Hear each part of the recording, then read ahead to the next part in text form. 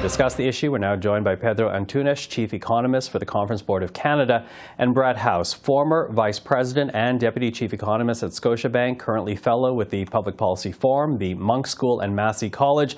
Hello to both of you. Hi, good to be here.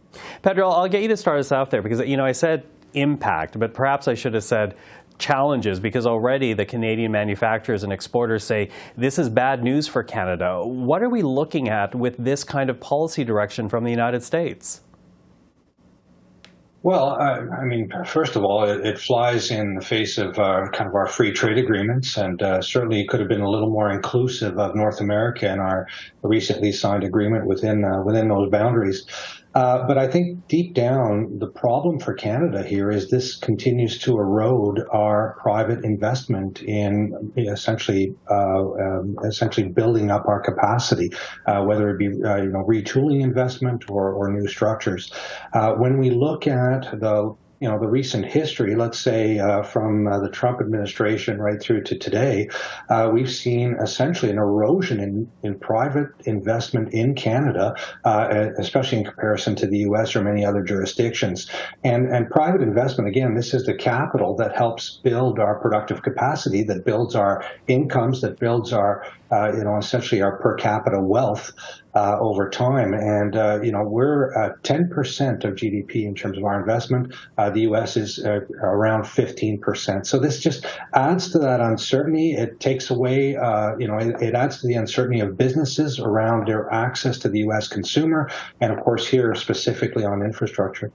And I might add, I think the other implication here is for the U.S., of course, because what doesn't come across from these protectionist policies is that U.S. consumers, U.S. households are going to pay more in the end for their products and services as well. Well, that difficulty aside, Pedro, of course, making this harder is the fact that no matter how divided the U.S. Congress is, buying American is, as we saw, a policy that both Democrats and Republicans agree on. So Brett, picking up on something that Pedro had to say, doesn't CUSMA, or the very fact that we have this integrated supply chain between our two countries, does that not do anything to protect Canadian access to those contracts? Well, you're right to point to Canada's renegotiated NAFTA with the United States as a potential source of security and comfort in light of the State of the Union address. This Buy America provision for federal contracts was a major sticking point in the renegotiation of NAFTA. And in the end, Canadian and U.S. negotiators agreed to disagree and to leave access to federal procurement up to and governed under World Trade Organization provisions under the Government Procurement Agreement. And so the State of the Union address doesn't change that. It certainly puts a chilling effect on any American contractors that might want to bring in Canadians as partners, but it doesn't reduce direct access for Canadian suppliers to federal procurement in the U.S.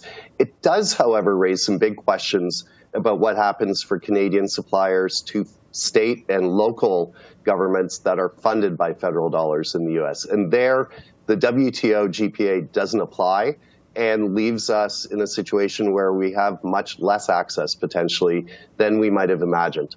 So I'm wondering how Canada should be responding to all of this then, Pedro, because you talked about investment, and on the one hand it is buying American, but it's also those environmental incentives and investments that the U.S. is making to essentially attract investment to their country rather than to ours. So how should Canada be reacting to that?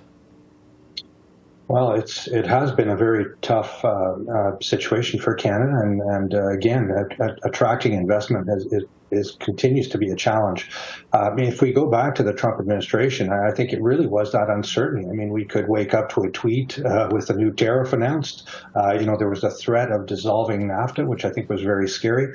And I know for a fact that there are firms that decided to move their operations from Canadian places, essentially from Canadian sites to the U.S. because of the threat of some of this. And I think the threat continues. If we go back to President Biden's first act was to essentially ixnay or cancel Keystone XL. And as you may have heard recently, now the U.S. is buying heavy oil, which competes with Alberta's heavy oil from Venezuela, of all places. So again, I think there's a lot of misdirected policies that are happening that hurt that investment intention. So that's kind of the mood and the scope that adds to that uncertainty, that uncertain environment for business. I think the other thing, of course, is the real incentives that are there in the Inflation Reduction Act. We know that corporate tax rates with the Trump presidency came down, and we're no longer competitive on that front. So there are things that the Canadian government can do to help level the playing field here. Mm-hmm. And Brett, what would you say to that? What can Canada do to counter all this, to attract investment to this country beyond just getting access to the United States? Well, this is a big source of discussion right now as we prepare for the 2023 federal budget. There are some quarters that are arguing for federal spending that at least matches in a proportionate way the provisions of the so-called Inflation Reduction Act that the Biden administration passed back in the summer of 2022. That act puts in place enormous subsidies for green and electric vehicle manufacturers and other climate-related investment in the U.S., and ties those subsidies to procurement happening within the U.S. And so if we were to actually try to match those, I think it could bankrupt the Canadian government. So we not only have to match dollars in some ways, we have to do it in a way that is smarter, more cost efficient, and diversifies our opportunities with additional markets and with additional partnerships with American governments and manufacturers to ensure that we're enmeshed even more closely in their supply chains. Well, certainly this government had to move quickly when Donald Trump tried to cancel NAFTA, so we'll have to see how they react to this. But for now, Brett House, Pedro Antunes, thank you for this. Really appreciate the time. Good to speak with you.